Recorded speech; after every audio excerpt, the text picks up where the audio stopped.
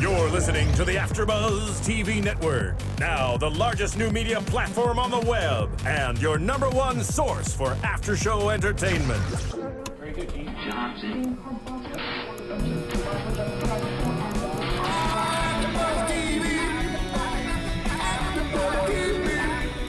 From the AfterBuzz Studios in Los Angeles, California, presented by Maria Menounos and streaming live thanks to Akamai Technologies. This is AfterBuzz TV's WWE NXT After Show.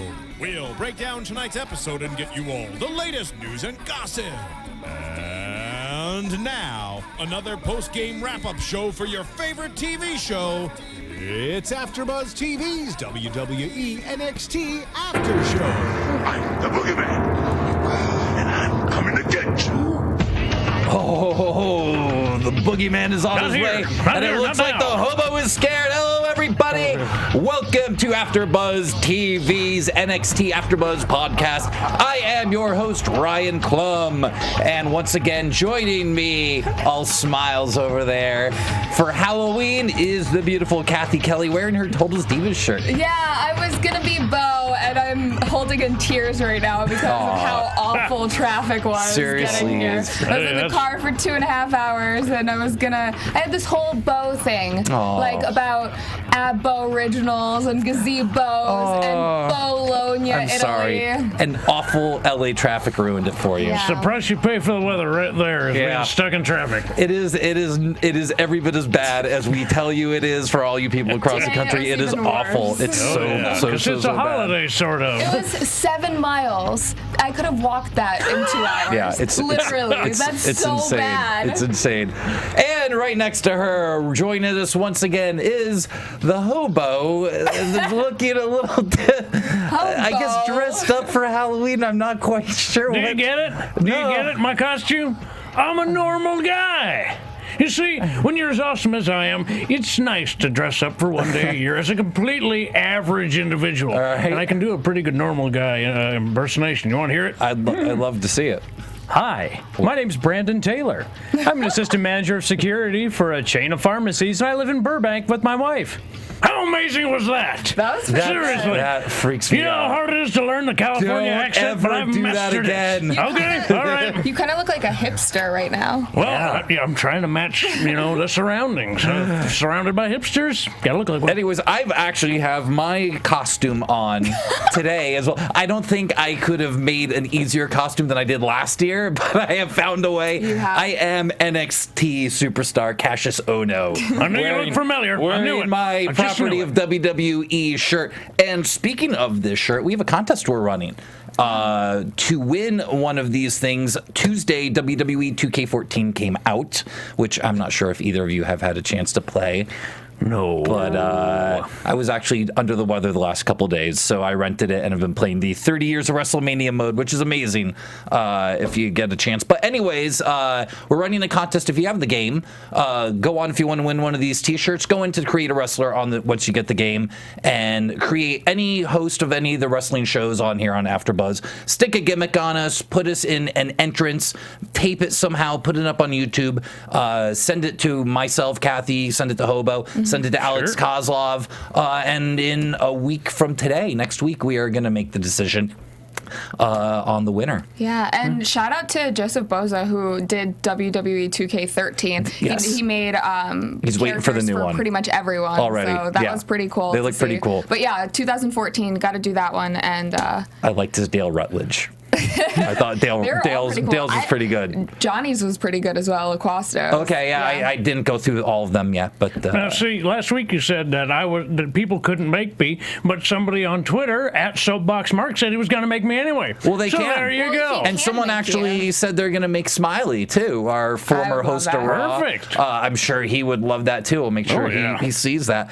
Well, I guess we gotta get into the show. I actually have to run off after this. I have to go to do a battle royal tonight. tonight. Yay, wrestling! Which I am literally my wrestling gear as we speak. Look at them boots, Because baby. Look at them boots. literally jumping to the car to go wrestle a battle royal. Battle Royal, you against traffic? I'm sure that'll be part of it, but if I make it, there's I think 20 other very Because large I'm sure people. You will lose. You get points for that. That was really good. That's probably going to be the traffic will be more epic getting there than the battle royal. Anyways, let's get to NXT. First thing we see Enzo and Kaz coming down to the ring. Once again, spouting off their normal stuff, talking about boneless chicken tenders, sloppy jalopies. Sloppy jalopies. Which I'm glad that they are using that. Once they did that a couple weeks ago and the whole crowd was chanting sloppy jalopy, you're like, oh, this is a new catchphrase for them. Has to be. It works. This whole thing works. I feel like this is very much Zack Ryder's territory that they're treading on. Okay. But they're different enough. Yeah, they're different enough. I think Zack Ryder is more of the, V-neck shirt D-bag that you would see in a club. Yeah, and they're more same. of the, these are not those guys. They wouldn't be able to get into They're a club. from the same area, but it's kind of different versions. Yeah. I guess it would be like a tangerine and an orange are kind of the same thing, but they're still a little bit different. They're orange citrus, but they're Would you ever see they're Zack both kind Ryder of the leopard New York print? D-bag kind of Italian, but still they're different versions of that. They are. It's Cousins, weird. not brothers. I don't even know how to explain it. Yeah. I feel like the SAWFT, the crowd gets it. I love it, personally. The crowd gets it. But there's been the past couple weeks, whenever they come out, they always say, and you know what he is, or whatever the transition is. And the crowd's already said SAWFT. Yeah. And then they're like, do we have to spell it out for you? I'm like, the crowd already did. Right. So they need to figure that out a little bit. This thing's obviously hot. These people, and I'll tell you stick from that what I stuff on hear, shirts sell like that. The day that this kind of Enzo first premiered this, it was out of nowhere. Nobody expected it. He was just an out to job and gave him a mic to do this. And from what I understand, Cena saw that and they wrote Enzo into later on in that show because Cena loved it so much that night. I remember that story. The story's coming right, and then supposedly even I heard Triple H would be using the SAWFT on Stephanie, and supposedly it got over huge with the brass and everybody was saying it to each other. Wait. Like Stephanie or Triple H was saying can it. You pause for one second? Why would Triple H use that on Stephanie? Because it's his wife and they'd be joking around at home and stuff like that. You got to dig on your spouse. Yeah. It's like behind the scenes jokes and stuff like that. From what I this isn't on camera. This is just everybody in the office caught on to this. Supposedly the week after this debuted, everybody backstage was abuzz over soft. Okay. I'm sure it's calmed down, but it hasn't calmed down with the crowd, and that's where it really and that's why counts. we're seeing it too. Yeah. It's fantastic. So anyways, they take on the team of Alexander Rusev and Sylvester Lefort. Scott Dawson absent, suspiciously absent in this match. Conspicuous by his absence. Yes, conspicuous by his absence. So anyways, so Rusev basically just beats everybody up in this match. Everybody, including his own partner. Including his own partner / manager. He just he starts off, beats up Kaz, hits Enzo, brings him into the ring. Lefort comes in, beats up Lefort, locks in the acolyte or the accolade on Kaz, who taps out. It was pretty. That was it. That was it. Fast. It was a whirlwind match. One man was a tornado, sucking everything in and destroying it. And I think we now see the actual split from Sylvester Lefort on here. It's over, baby. And this We mysterious. saw a little bit last week. But if you knew official. her backstory, Lana. Right. Well, we saw it, but we hadn't seen. Yeah. He was down by himself last week, and Lana had come down, but we didn't see Lefort in there, so we didn't know that there was any dissension in the ranks until and today. On the show, they haven't mentioned her name yet, but it is Lana. It is Lana. She's the mysterious blonde woman. Mysterious blonde. And she makes her way down to the ring once again, and she didn't come. She stood up, or was she just? She was just at the ramp. She was just at the ramp and then walks off. But they leave together. Yeah. They actually leave together. Right. They aren't necessarily together, but they walk off together. That way, yeah. Which is that's enough for me. You're enough, together. yeah. You're together. If you leave together, you're together. This is a guy. I mean, Rusev a couple weeks ago, we didn't even know who this guy was a month ago. And then he comes on, has that one match, great match with Dolph Ziggler. Yep. And he's all of a sudden one of the hottest guys on NXT. Yeah. He doesn't. You're using a Josh Paget quote right there. No, I have two other things that I wanted to say. I'm sorry. Go ahead. No, so one, Enzo Amore, did you notice that he had the breast cancer awareness thing? I wrote that down. I thought that was really cool. That was good. That's really taking it far. Yes. I mean, like, if you're going to get whatever weird thing shaved into your head, I think that's kind of cool. If there's one thing Enzo does is take things too far. So. Very true. And then the other thing that I wanted to note was Renee Young being on commentary again, I loved, but there was one line that she said that kind of threw me off, and she said, "I want to know who this blonde is. There's not room enough for two blondes in the area," or something like that. And I was like, really? Like, half the guess divas what? on the Then you're the announcer, and you're no. Actually, she's probably pretty safe. They love her. I know, but like that's just a weird thing for a commentator, especially someone who's supposed to be like a good person. Say. Yeah, it's kind of catty, and it's like, well, you're the announcer, so the color of your hair really doesn't matter because we just hear your voice. Or I mean, you know what? She's a little bit more than I shouldn't say that. That's not very nice, but because she does do backstage interviews, so we do see her on camera. But that was just one little line out of the entire night that I could have lived Sometimes without. people slip in their under nature, their more devious side, we have a tendency to bubble up. And there's actually one thing I wanted to mention last week I forgot to, that she said that I caught and was something I'm sure she got talked to about, is during the Tyler Breeze match, she was joking about that they shop at the same place, and then she joked that they wear the same size. And that's a great line. It's a great line, but we know WWE is protective of their superstars. These are over the top superheroes, and for your female announcer to compare her size to one of the in-ring competitors, when he's also supposed to be 6'2", 200 pounds, like but I mean he's 6'2", but he's standing on right, box but still that's you don't want the announcer putting down the wrestlers like that. That's a no-no. Right. That's something, but you always build them up. You always build them up. Right. So she's new at this, and I'm sure that was a mistake she made. I'm sure she was talked to about it, but that was just one thing I caught. And I went, ooh, I cringed when she said that. Although wearing women's lingerie is nothing new. People, the baseball players in the major leagues wear women's underwear to get their focus straight. So according to Bull Durham, right? Yep. So maybe he's wearing something slinky under there to just make sure he's as good as he can be. Yeah. You didn't think of it. No, I did not. Anyways, next we had Aiden English taking on Jason Jordan. Aiden English becoming very quickly one of my favorite guys on NXT. Yeah. This gimmick it's brilliant. It really is. It's just enough where it's not annoying, and it's every single week he can come out with a new song. Like it's different every single week, so you want to watch. Right? Yeah.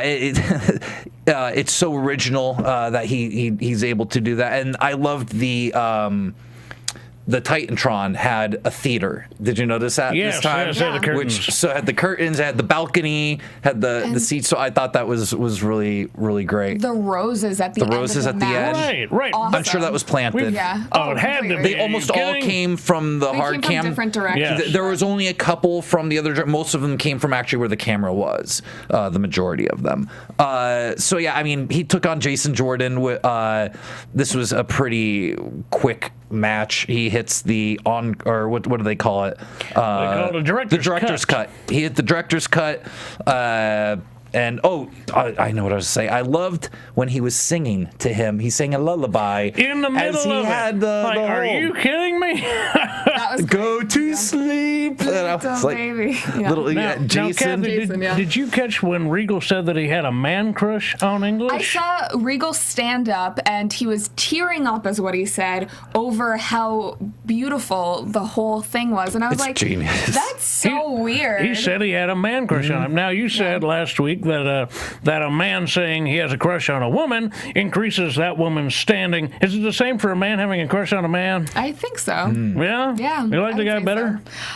The one thing, and I love this character so much, but he's undefeated at this point. Yeah. And I don't know if I believe, He's a smaller guy. And that's one of the things I was going to say as well that I think is great, and it shows the difference of pro wrestling sometimes, and I know they do have this initiative where they're trying to get super athletes out there, the superstar college football players, the former NFL football players. I love them.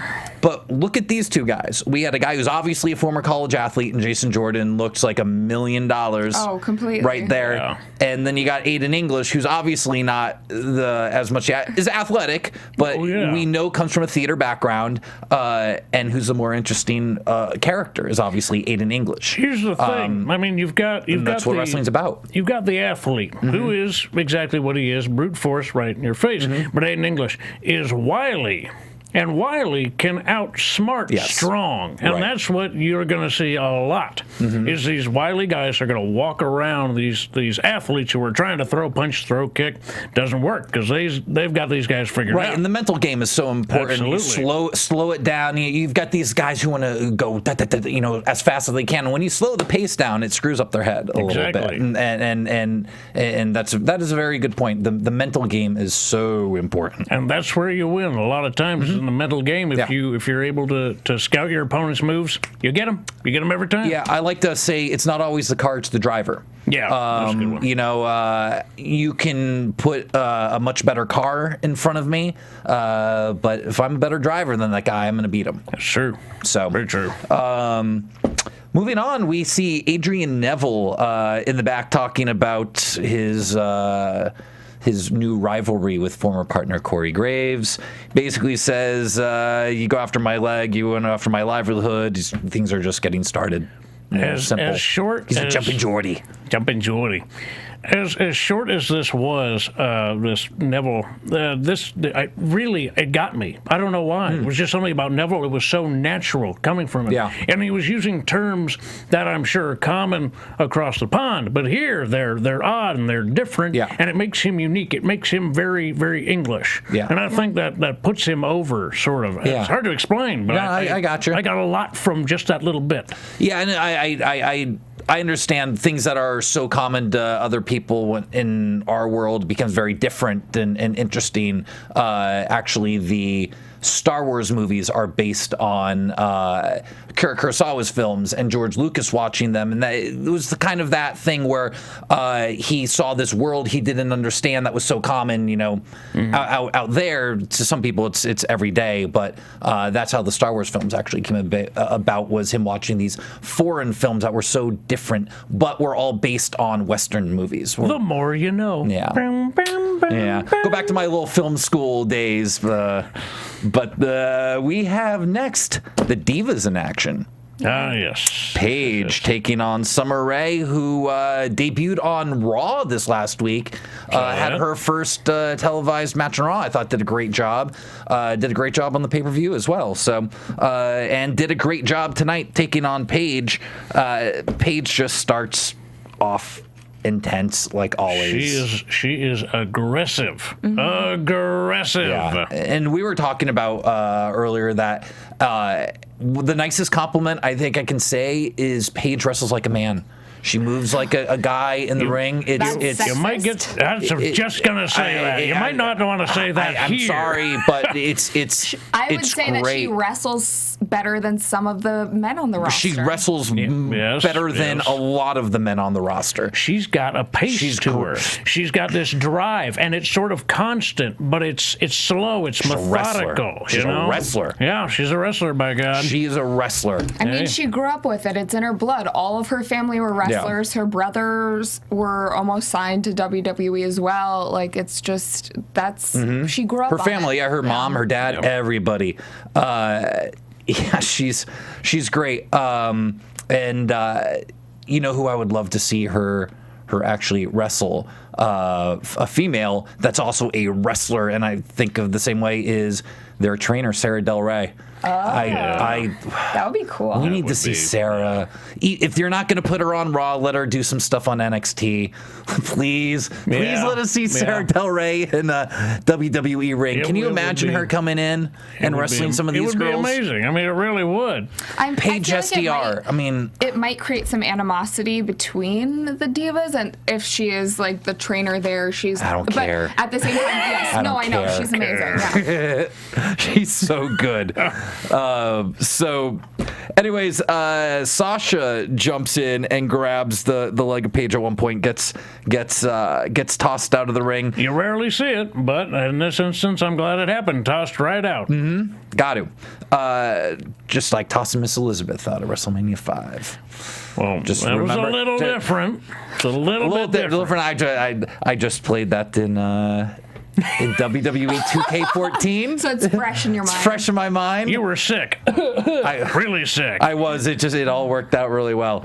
I loved actually when Summer actually cut her off here, where Paige goes out to go for the knees and her normal knee, and she pulls out and gives this great leg sweep and sweeps her and drops her right on the apron. It looked great. It was amazing. Yes, I've never seen that. I've never seen it, and I was not expecting it. It actually looked too clean from her. It was beyond amazing. And she had this really cool, like, kind of leg cradle pin she did at one point in the hold. Like, Summer did some cool stuff here. Like, she's good, and a lot of people were writing us because we're talking about models, and she was kind of in that. But I guess she's mad. Well, they were saying she. I guess she was a football player for 3 years. Yeah, she played lingerie football. The lingerie football league. Oh, does this? Yeah, count? I mean, I don't know. It's still athletic, right? I mean, I haven't watched it. Just because they're not wearing pads doesn't mean it's rugby. I mean, it's, I mean.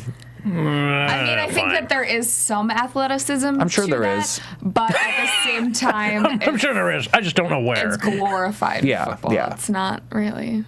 Right. But still. It's like I was on powder puff in college, but I wouldn't consider myself that athletic. So. So anyways, I actually think Summer is doing a really great job. You hate her. You love to hate her, and she's easy to hate. She's very good to hate. Very easy to hate. She's a very good heel, but I've noticed a lot of people, a lot of fans there are a lot of people who are adamantly against her as a wrestler, and a lot of people who are very for her as a wrestler. And it's interesting to see, are they just blinded by the character and how good she is, or do they genuinely have concerns with her wrestling ability? Well, both, I'm sure.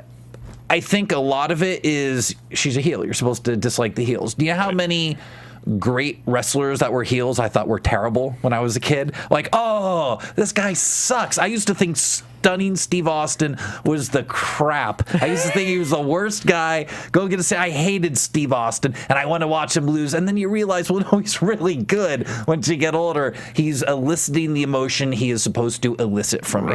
Right. And so that's what it is. Sometimes, not always, but I think in the case of Summer, I think that's it. And then probably something with the lingerie background. Some people are going to have a hard time with that. Well, the lingerie football background. I don't think that many people know about that. But some they do now. Right. And the people who are going to have an issue because of her wrestling are the ones who are going to know that. Are going to be the fans that know all the background. Right. Yeah. So I think she's doing a great job, and she's moving herself up. So we'll see where she is in a couple of years. But I think she's got a place on the roster. She's already on Raw. Yeah. I mean, she's there. Way to debut on the main roster, and I was not an advocate for her at first, just because I wasn't either. I was in love with the girl who was the trained dancer who came out with Fandango, but I think that she has made the transition so well. She's earned her spot. It's almost funnier to see that they aren't that great at dancing, and just to own up to it. And it's the whole gimmick has just completely evolved into such a great thing. So. Yes.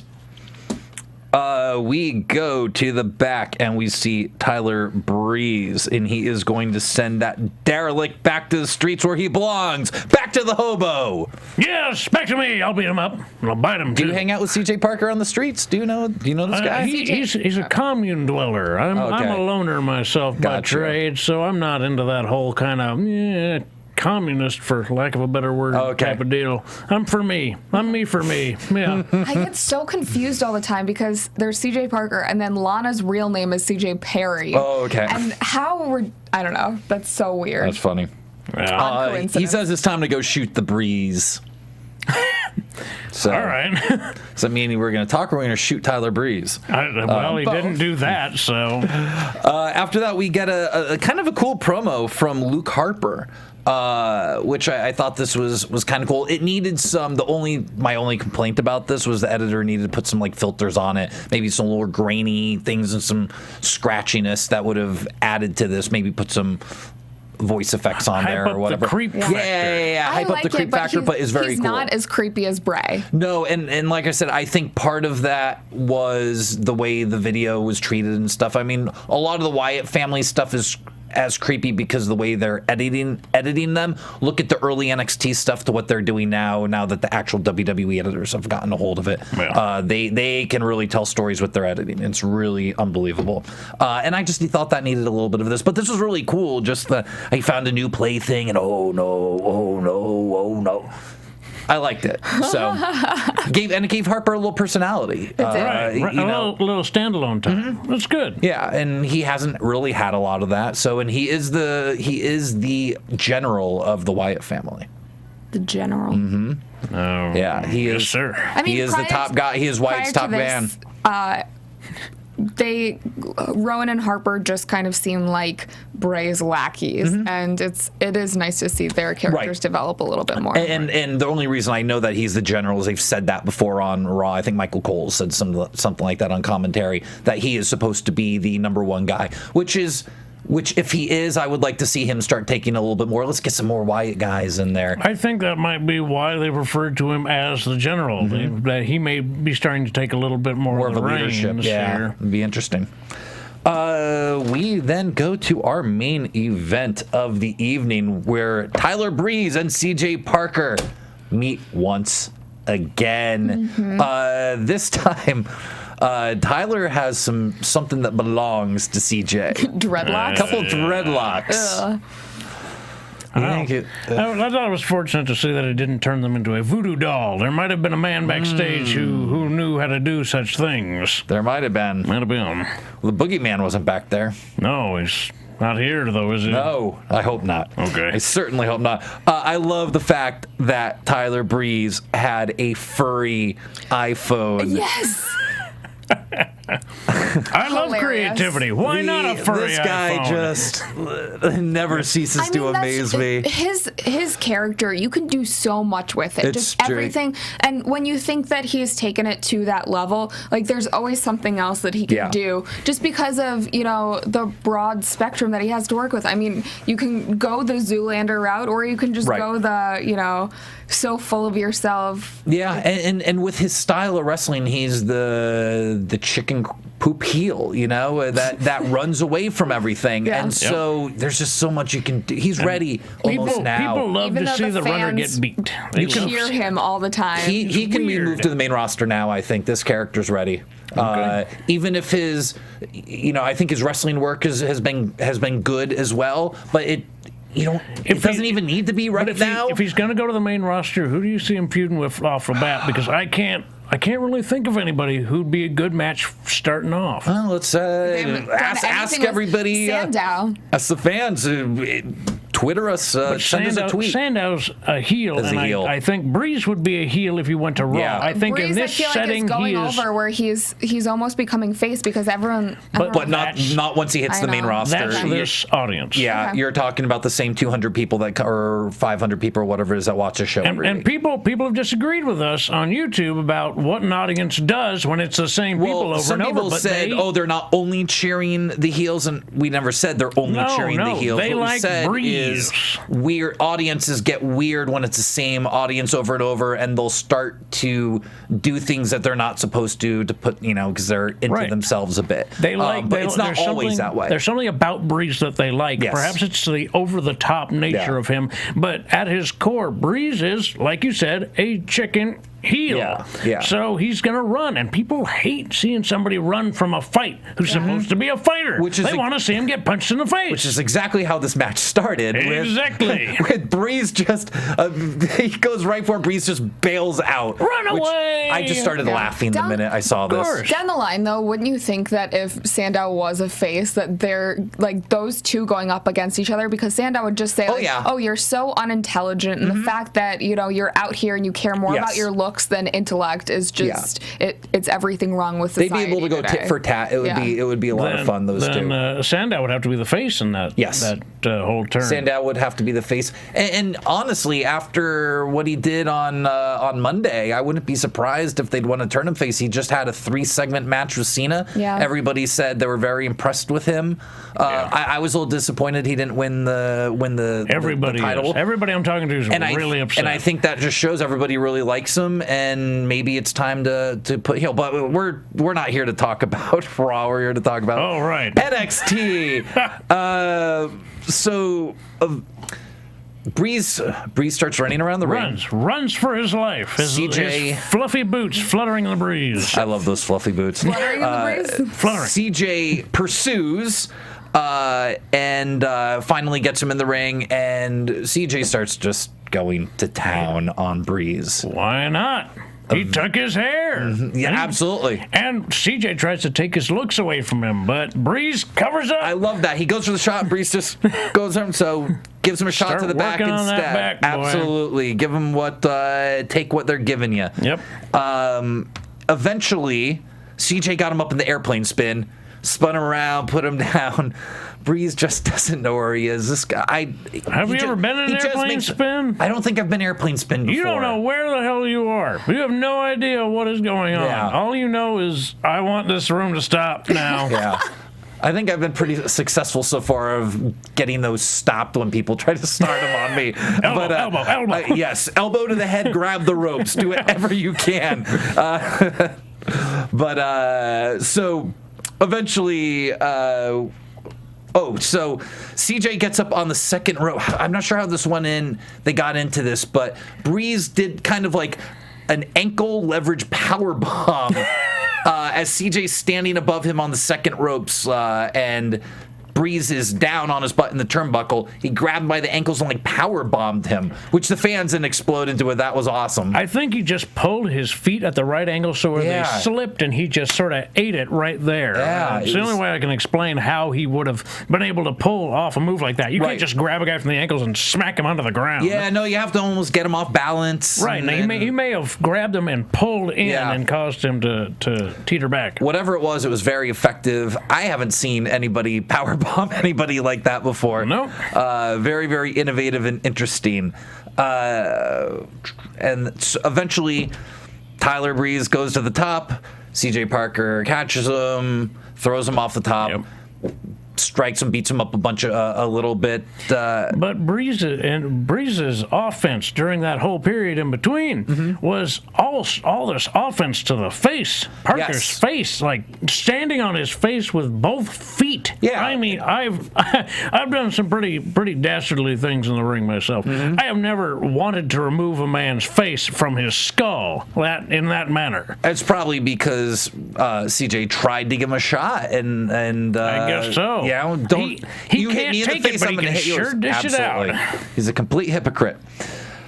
CJ comes back, goes to pick up Breeze. Breeze hits the jawjacker, goes for the beauty shot, misses that, and CJ hits that palm strike, that like moonshot palm strike.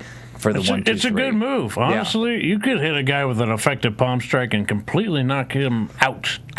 I would think that would be a very dangerous move because you can hit that on the nose and break the nose and shove that. Not only can you break the nose, you can actually kill a man. You can kill someone that way. Drive his nasal bone up into his brain. Force, and it's not even how much force. It's like the placement. But should that actually be an illegal move? I mean, you could kill someone doing that. Really, if the heart punch is an illegal, or was an illegal move. It should not in championship wrestling from Hollywood. Well, what are you going to say? I've been heart punched before by a 7-footer. So have I. I was the first one to get heart punched. That's right. You did. I debuted the man. What are you going to say to a 7-foot-tall giant? Don't do the heart punch. Eat me. Okay. Yeah. Sorry, I didn't mean that. Yeah. I mean, it's illegal moves are only as illegal as the guy you're saying it Right. to. And different feds have different rules. So, Right. I mean, Obviously, CJ Parker does sport this. is just that way. He does this safely enough for it to be effective, Okay. but not deadly. And I Right. guess that's always the soft touch. If I was Tyler Breeze, I would bring this up to JBL and ask him to ban that move because It's dangerous. that's just me. It's dangerous. If I wouldn't be surprised if we saw Breeze next week with a large pack on his face, with Or even a mask like Bray Wyatt was wearing for a while. right, something like that, could see something that. protecting the face, and he goes to JBL and Or complains. Cody Rhodes was wearing a mask for a while. Because he actually did quite break damage his his nose, face, yes. But yeah, I wouldn't be surprised to see that come next week from Tyler Breeze complaining about that move. If we want to sort of stretch this thing out, that's if Breeze is done with Parker, Right. then maybe we'll see this. Yeah. Anyway, What you guys think of this show overall as a whole? I liked it. It seemed too short, almost. It always does, doesn't it? It's 45 minutes. I usually This like was the 40. length. This was 40. was this 40? It was shorter. Okay, it was shorter then. Yeah. I wanted it was 45. more. Okay, and 40. usually I want more, but I was like, wait, it's over 'Cause already? Last week's was, I think, 55 minutes. It was a jam-packed show. Last We did week's not have was. the time here to adequately cover all of the things that happened on last week's show. Yeah. I didn't feel that it was good enough. But this week it felt like there was enough that everybody was happy. We got enough segments and enough in-ring time and enough backstage time to really make a solid show without it being over the top. Yeah, and I it just wasn't. feel like if you have this extra time, why not take a minute to build another character and let them do, a promo, or even if it's just like. Sometimes it's better leaving them wanting more. Right. Sometimes it's better to have a 40-minute show than a 55. If it just feels right. Damn it! I want an hour-long show. I know. But that's good. That's good that we're like, I wanted another 10 minutes. Right. We're like angry kids now. Because 10 more usually minutes, Mom. we're going 10 with more Raw. minutes. Why was it so long? Couldn't they cut an hour out of it? It was so short, and it was free, and I want my money back. Yeah. It's. I thought this was. This wasn't really focused on wrestling as much, but it doesn't always have to be. We built a couple of characters as far as Honestly, Rusev goes. Aiden English with a squash. Those were all character building stuff. I mean, it really. Although kind of Aiden English wasn't a squash match. Last week we had like 2 or 3 legitimate squash matches. Aiden English Did Jordan really have any offense in it? Yeah, he did.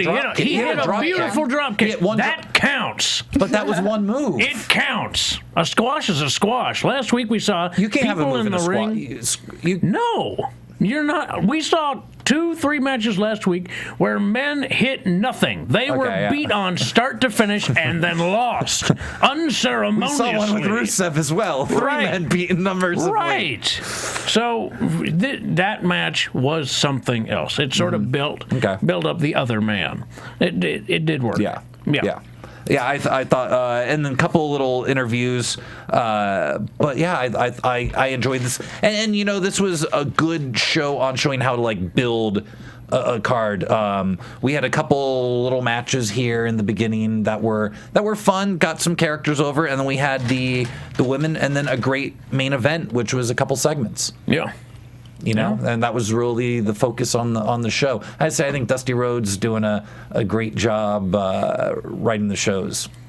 Because I believe he's still the head writer. I could be wrong, but he's got experience. Yeah, and he knows how to get stuff from a crowd. Yeah, this is an old school style. These are like the type of shows I grew up watching. I heard that the person who writes it is the person who also writes SmackDown, but maybe I don't know who. They may have some assistants, but they have a few different people. Smiley and Byron, they're both producers on it, and they help. Yeah, so much. Gotcha. Quickly, give me your MVP, and where can we find you? I don't know, but I'm at True Hobo. The whole show was good. I can't choose. All right. I'm a True Hobo. The whole show was good. I'm gonna say Tyler Breeze. I'm gonna say or the Aiden same thing. English, actually. Ooh. Yeah, maybe Aiden English. He had Aiden some English. really impressive He offense. stole the show. Yeah, okay, I'll go with that. I'm going to go with Tyler Breeze because I thought he did a great job. And you can find me at Cluminator. You can find me on Twitter at Catherine Kelley, too. And Get then it here, together, starting Kelley. in about 10 minutes, if you go to the Santino Bros Ustream, show's about to start, Halloween wrestling show live. Live and free, shows every live Thursday. free on the internet, and in about an hour I'll be in a battle royal, so Go, man, tune go! in. Yeah! Yeah! All right, we'll see you guys next week.